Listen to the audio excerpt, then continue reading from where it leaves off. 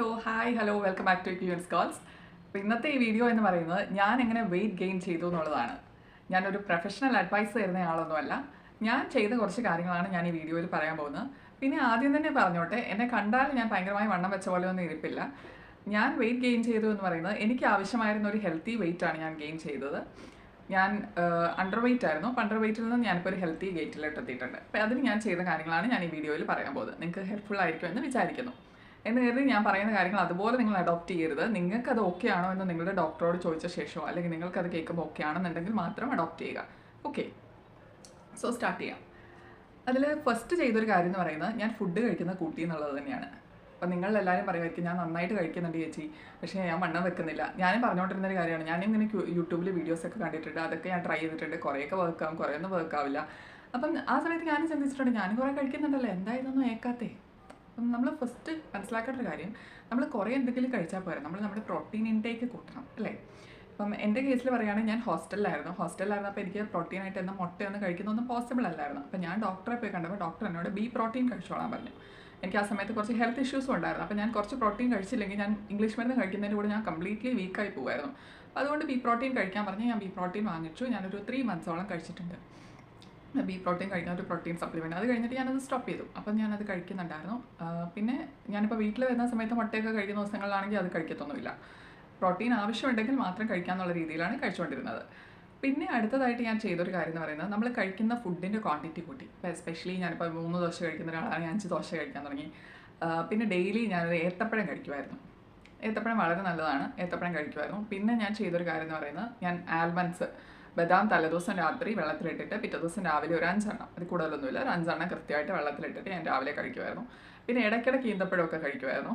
അപ്പോൾ കൃത്യമായി ചെയ്തിരുന്നൊരു കാര്യം, ഒന്ന് ഈ പ്രോട്ടീൻ സപ്ലിമെൻറ്റ്, ഏത്തപ്പഴം, പിന്നെ ആൽമണ്ട്സ്, ഇത് മൂന്നുമാണ് ഞാൻ കൃത്യമായിട്ട് എപ്പോഴും തന്നെ ചെയ്തുകൊണ്ടിരുന്നത്. ഇതൊരു ഞാനൊരു 8-9 മാസത്തോളം ചെയ്തു. ഞാനൊരു 45 കിലോയിൽ നിന്ന് ഒരു 50 കിലോ എത്തിയായിരുന്നു. അത് കഴിഞ്ഞിട്ട് പിന്നെ വെയിറ്റ് ഒന്നും കൂടുന്നില്ല, 52 വരെയൊക്കെ നിൽക്കും, പിന്നെ ഒന്നും കൂടുന്നില്ല. അത് കഴിഞ്ഞൊരു 9 മാസം കൊണ്ട് ഞാൻ 60 കിലോയിലെത്തി.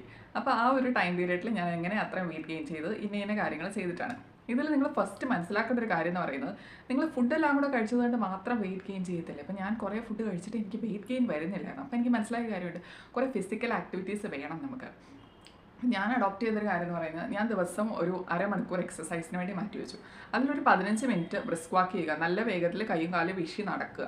അത് എന്നോട് ഡോക്ടർ പറഞ്ഞിട്ടും കൂടിയാണ്. എൻ്റെ ഒരു ഹെൽത്ത് മെയിൻറ്റെയിൻ ചെയ്യാൻ വേണ്ടി, എൻ്റെ ഡിസ്കിൻ്റെ പ്രശ്നങ്ങളൊക്കെ മാറുന്നതിനൊക്കെ ആയിട്ട് വേണ്ടി ഡോക്ടറും കൂടെ പറഞ്ഞിട്ടാണ്, നെർവിൻ്റെ പ്രശ്നങ്ങളൊക്കെ മാറാൻ വേണ്ടി. അപ്പോൾ ഞാൻ 15 മിനിറ്റ് ഫോണിൽ ടൈമർ വെക്കും. 15 മിനിറ്റ് ടൈമർ വെച്ചിട്ട് ഞാൻ സ്പീഡിൽ നടക്കും. 15 ഹോസ്റ്റലിലാകുമ്പോൾ ടെറസിൽ കൂടെ നടക്കുമായിരുന്നു, അല്ലെങ്കിൽ വരാന്തയിൽ കൂടെ നടക്കും. എവിടെയെങ്കിലും 15 മിനിറ്റ് ടൈമർ വെച്ചിട്ട് സ്പീഡിൽ നടക്കും. പിന്നത്തെ 15 മിനിറ്റ് എന്ന് പറയുന്നത് കുറച്ച് യോഗ പോസ്റ്റേഴ്സ് ചെയ്യുമായിരുന്നു. അപ്പം ഞാൻ ചെയ്തിരുന്നത് എൻ്റെ നട്ടലിന് വേണ്ടിയുള്ള കുറച്ച് ബലം കൂടുതലിന് വേണ്ടിയുള്ള കാര്യങ്ങളൊക്കെ ആയിരുന്നു. കാരണം എനിക്ക് നടുവിന് കുറച്ച് പ്രശ്നങ്ങളുണ്ടായിരുന്നുകൊണ്ട് അതാണ് കൂടുതൽ ഫോക്കസ് ചെയ്യുന്നത്. പിന്നെ സൂര്യ നമസ്കാരം പോലെയുള്ള കാര്യങ്ങൾ ചെയ്തിരുന്നു. ഞാൻ യോഗ പഠിച്ചിട്ടുണ്ട്. അപ്പം ഞാൻ അതനുസരിച്ച് എനിക്ക് കംഫർട്ടബിൾ ആയിട്ടുള്ളൊരു വേയിൽ ഞാൻ യോഗ ചെയ്യുമായിരുന്നു. പിന്നെ കുറച്ച് ചെറിയ ചെറിയ ജമ്പിങ് ജാക്സ് പോലെയുള്ള കാര്യങ്ങളൊക്കെ ചെയ്യുമായിരുന്നു. ഒന്നും എക്സ്ട്രീമിലോട്ട് ഞാൻ ചെയ്യാറില്ലായിരുന്നു. എല്ലാം വെരി ബേസിക്. ഓക്കെ, മാക്സിമം അരമണിക്കൂർ. പിന്നെ അത് കഴിഞ്ഞിട്ട് ഞാൻ നന്നായിട്ട് റെസ്റ്റ് എടുക്കുമായിരുന്നു. ഇതാണ് ഞാൻ ചെയ്തിരുന്നത്. അപ്പം എനിക്ക് പറയാനുള്ളത്, നിങ്ങൾ നന്നായിട്ട് ഫുഡ് കഴിച്ചിട്ട് അതൊന്നും വർക്ക് ആവുന്നില്ല എന്നുണ്ടെങ്കിൽ, ഇപ്പോൾ ജിമ്മിലൊക്കെ പോകാൻ എല്ലാവർക്കും പറ്റണമെന്നില്ല. അങ്ങനെ പറ്റുന്നില്ലാത്തവരൊക്കെ ആണെങ്കിൽ കുറച്ചൊക്കെ ഫിസിക്കൽ ആക്ടിവിറ്റി, എക്സസൈസ് ഒക്കെ ചെയ്യുക, കുറച്ച് യോഗയൊക്കെ ചെയ്യുക, പിന്നെ ഫുഡൊക്കെ കഴിക്കുക. അപ്പം നമുക്കിത് ബാലൻസ് ആവും. പിന്നെ ഫസ്റ്റ് നമ്മൾ മനസ്സിലാക്കേണ്ട കാര്യം, നമ്മൾ വണ്ണം വെക്കണോ വേണ്ടയോ എന്നുള്ളതാണ്. അതിന് നിങ്ങൾ നിങ്ങളുടെ BMI ഒന്ന് കാൽക്കുലേറ്റ് ചെയ്യുക. BMI കാൽക്കുലേഷൻ എങ്ങനെ വേണം എന്നുള്ളതിൻ്റെ ഒരു സ്റ്റെപ്സ് ഞാനിപ്പോൾ ഈ വീഡിയോയിൽ അപ്ലോഡ് ചെയ്യുന്നുണ്ട്, ഈ വീഡിയോയിൽ കാണിക്കുന്നുണ്ട്. ആ വീഡിയോയിൽ നിങ്ങൾക്ക് കാണാൻ പറ്റും. നിങ്ങൾ നിങ്ങളുടെ ഹൈറ്റും നിങ്ങളുടെ വെയിറ്റിൻ്റെയും സ്ക്വയർ എടുത്തിട്ട് നിങ്ങൾ അതിൻ്റെ വാല്യൂ കിട്ടും. ആ വാല്യൂ വെച്ചിട്ട് നിങ്ങൾക്ക് അതിൻ്റെ ഒരു സ്കെയിലുണ്ട്.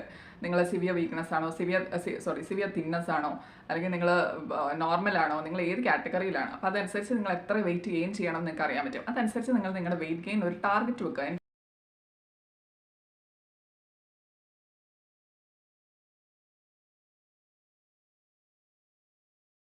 ഇത്ര വെയിറ്റ് ഗെയിൻ ചെയ്യണം, അതിന് ഇന്ന ഫുഡുകൾ കഴിക്കാൻ പറ്റും. നമുക്ക് എല്ലാവരും ഇങ്ങനെ ഒരുപാട് നട്ട്സും ഫ്രൂട്ട്സും എല്ലാം കഴിക്കണം എന്ന് പറയും. അത്ര ഒന്നും പൈസ മുടക്കി ചെയ്യാൻ പറ്റണമെന്നില്ല. അതുകൊണ്ട് നിങ്ങളെക്കൊണ്ട് പറ്റുന്ന പോലെ നിങ്ങൾക്ക് എന്ത് ചെയ്യാൻ പറ്റുമോ അത് കൃത്യമായി ചെയ്യുക. പിന്നെ അടുത്തൊരു പോയിന്റ് ശ്രദ്ധിക്കേണ്ടത് എന്താണെന്ന് വെച്ച് കഴിഞ്ഞാൽ, നിങ്ങൾക്ക് എന്തെങ്കിലും ഡൈജസ്റ്റീവ് പ്രോബ്ലം ഉണ്ടെങ്കിൽ ആദ്യം അത് മാറ്റുക. ഇപ്പം എൻ്റെ കേസിൽ പറയുകയാണെങ്കിൽ, എനിക്ക് എപ്പോഴും ഗ്യാസ് ട്രബിൾസ് വന്നുകൊണ്ടിരുന്ന ഒരാളായിരുന്നു. എപ്പോഴും വയറിന് പ്രശ്നം, എൻഡോസ്കോപ്പി വരെ ചെയ്തിട്ടുണ്ട്. അപ്പം എപ്പോഴും എനിക്കിപ്പോഴും ചെറിയ രീതിയിലുണ്ട് പ്രശ്നങ്ങൾ. അതിൽ നമുക്കത് കംപ്ലീറ്റ് ആയിട്ട് മാറ്റാം എന്നുള്ള രീതിയിലല്ല ഞാൻ പറയുന്നത്. എന്നാലും നമുക്ക് എന്തുകൊണ്ടത് വരുന്നു, അതിൽ എന്തത് ട്രിഗർ ചെയ്യുന്നു എന്ന് മനസ്സിലാക്കിയിട്ട് അത് ഒഴിവാക്കാൻ പറ്റും. അതിൽ പ്രധാനമായിട്ട് ഞാൻ ചെയ്തൊരു കാര്യം എന്ന് പറഞ്ഞാൽ ഞാൻ ബേക്കറി ഐറ്റംസ് കഴിക്കുന്നത് കംപ്ലീറ്റ് ആയിട്ട് അങ്ങ് ഒഴിവാക്കി. ഒരു ബേക്കറി, മൈദ, പൊറോട്ട, പിന്നെ മൈദയുടെ സ്റ്റഫുകളുള്ള പപ്സ്, അങ്ങനെ ഒരു സാധനങ്ങൾ ഞാൻ കഴിക്കാറില്ല. എല്ലാം ഞാൻ അങ്ങ് ഒഴിവാക്കി. അപ്പം എനിക്ക് ഡൈജഷൻ ബെറ്റർ ആവാറുണ്ട്. ഡൈജഷൻ ബെറ്റർ ആകുമ്പോൾ നമ്മൾ കൂടുതൽ ഫുഡ് ഇൻടേക്ക് വരും. നമ്മുടെ ശരീരത്തിൽ ഫുഡ് കൂടുതൽ പിടിക്കാൻ തുടങ്ങും. അപ്പം നമ്മൾ വണ്ണം വെക്കും. അപ്പോൾ നമുക്ക് എന്തെങ്കിലും ഡൈജസ്റ്റീവ് പ്രശ്നം ഉണ്ടോ എന്ന് അതും ഒന്ന് ഐഡൻറ്റിഫൈ ചെയ്യുക. അപ്പോൾ നിങ്ങളൊരു ഡോക്ടറെ കാണുന്നത് വളരെ നല്ലതായിരിക്കും. അല്ലെങ്കിൽ ഒരു ഡയറ്റീഷ്യനെ കാണുക. ആരെങ്കിലും കണ്ട ശേഷം നിങ്ങൾക്ക് ഹെൽത്തി ആയിട്ടുള്ളൊരു വെയിൽ നിങ്ങൾക്ക് എത്ര വെയിറ്റ് വേണമെന്ന് BMI വെച്ച് കാൽക്കുലേറ്റ് ചെയ്ത് കണ്ടുപിടിക്കുക.